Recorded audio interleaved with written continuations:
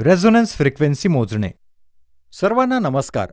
आजच्या वर्गात AC series सर्किटमध्ये रेझोनन्स फ्रिक्वेन्सी कशी मोजायची यावर चर्चा करूया. ऑब्जेक्टिव्ह: या व्हिडिओच्या शेवटी तुम्ही रेझिस्टर, इंडक्टर आणि कॅपॅसिटरला सिरीजमध्ये कनेक्ट करू शकता. एसी सिरीज सर्किटमधील रेझोनन्स फ्रिक्वेन्सी मोजता येईल.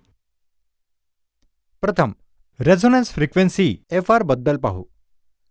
रेझोनन्स फ्रिक्वेन्सी 9 FR जेव्हा युनिटी पॉवर फॅक्टर येते तेव्हा एसी सर्किटची फ्रिक्वेन्सी असते. सर्किटमध्ये इंडक्टर आणि कॅपॅसिटर असतात. रेझोनन्स फ्रिक्वेन्सी FR द्वारे दर्शवली जाते. रेझिस्टरद्वारे एसी. जेव्हा एसी पॉवर रेझिस्टरला दिली जाते तेव्हा युनिटी पॉवर फॅक्टर असतो. याचा अर्थ करंट आणि व्होल्टेज एकाच टप्प्यात असतात. इंडक्टरद्वारे एसी. जेव्हा एसी पॉवर इंडक्टरला दिली जाते तेव्हा एक लॅगिंग पॉवर फॅक्टर उद्भवतो. याचा अर्थ विद्युत प्रवाह कोसाइन कोनाद्वारे व्होल्टेज मागे ठेवतो आणि यालाच आपण इंडक्टिव्ह रिॲक्टन्स XL म्हणतो. इंडक्टिव्ह रिॲक्टन्स XL = 2πfL द्वारे शोधू शकतो. कॅपॅसिटरद्वारे एसी. जेव्हा एसी पॉवर कॅपॅसिटरला दिली जाते तेव्हा एक आघाडीचा पॉवर फॅक्टर येतो. याचा अर्थ विद्युत प्रवाह कोसाइन कोनाद्वारे व्होल्टेज सोडतो आणि यालाच आपण कॅपॅसिटिव्ह इंडक्टन्स XC म्हणतो. XC = 1/2πfC. Resonance frequency. Resonance frequency येते जेव्हा कॅपॅसिटिव्ह रिॲक्टन्स इंडक्टिव्ह रिॲक्टन्सच्या प्रमाणात समान असते.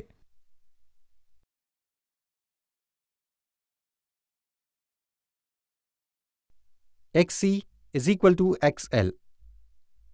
अनुनाद वेळी निव्वळ प्रतिक्रिया 0 होते.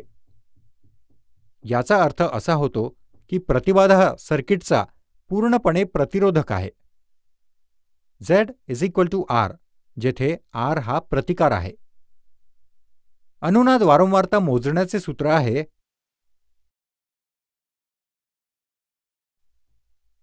Fres = 1/2π√LC, जेथे L इंडक्टन्स आहे आणि C कॅपॅसिटन्स आहे.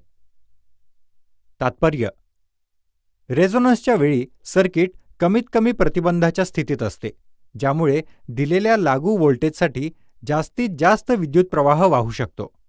विशिष्ट फ्रिक्वेन्सी पास करण्यासाठी किंवा ब्लॉक करण्यासाठी फिल्टर सर्किट्समध्ये रेझोनन्सचा वापर केला जातो. हे ट्यूनिंग सर्किट्समध्ये देखील आवश्यक आहे, जेथे रेडिओ आणि कम्युनिकेशन सिस्टममध्ये इष्टतम कामगिरीसाठी विशिष्ट वारंवारता निवडली जाते.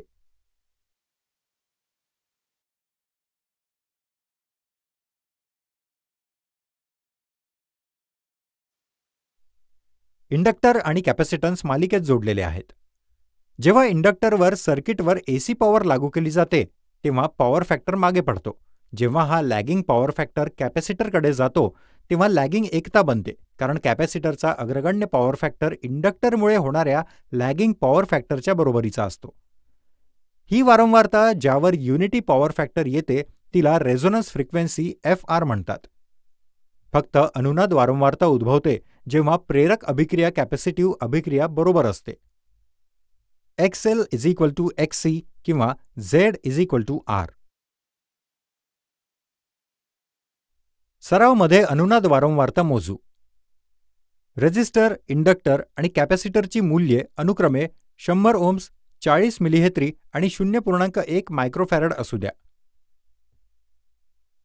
फंक्शन जनरेटर, रेझिस्टर, इंड्युसर, कॅपॅसिटर, 0 ते 50 मिलीअँप्स पर्यंतचे फिरते लोखंडी अॅमीटर आणि सर्व मालिकेतील LEDसह सर्किट कनेक्ट करा.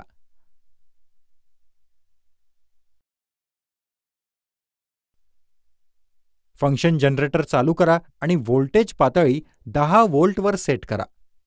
सिग्नलला साइन वेव्ह फॉर्मवर सेट करा आणि हळूहळू वारंवारता वाढवा. तुम्हाला कदाचित LED चमकत नाही किंवा ते चमकू शकते. वारंवारता वाढवत राहा आणि एका विशिष्ट मर्यादेत तुम्ही सतत LED चमकते पाहू शकता. LED कोणत्या वारंवारतेवर सतत चमकू लागते, ज्याला रेझोनन्स फ्रिक्वेन्सी असेही म्हणतात, ती नोंद करा. ॲमीटरवरून रेझोनंट फ्रिक्वेन्सीचे संबंधित वर्तमान मूल्य टिपा. वेगवेगळ्या मूल्यांसाठी रेझिस्टन्स, इंडक्टर आणि कॅपॅसिटर बदला आणि आम्ही चर्चा केल्याप्रमाणे प्रक्रिया वापरून रेझोनन्स वारंवारता मोजा. सर्किटमधील रेझोनन्सच्या परिणामाची चर्चा करूया. रेझोनन्स फ्रिक्वेन्सी दरम्यान सर्किट युनिटी पॉवर फॅक्टरवर कार्य करेल, जरी सर्किटमध्ये इंडक्टर आणि कॅपॅसिटर असेल. हे सर्किटमधील एकूण अभिक्रिया नगण्य असल्याचे दर्शवते. त्यामुळे सर्किटमधील प्रतिबाधा कमी होते आणि विद्युत प्रवाह वाढतो. सर्किट डायग्राममध्ये दाखवल्याप्रमाणे संपूर्ण सर्किटमध्ये CRO cathode ray oscilloscope connect करा.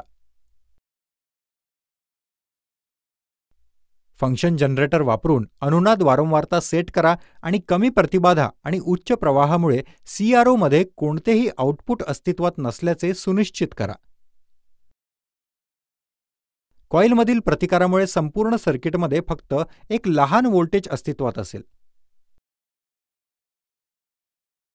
या व्हिडिओवरून मला आशा आहे की तुम्ही AC मालिका सर्किटमधील रेझोनन्स वारंवारता मोजण्यास सक्षम असाल.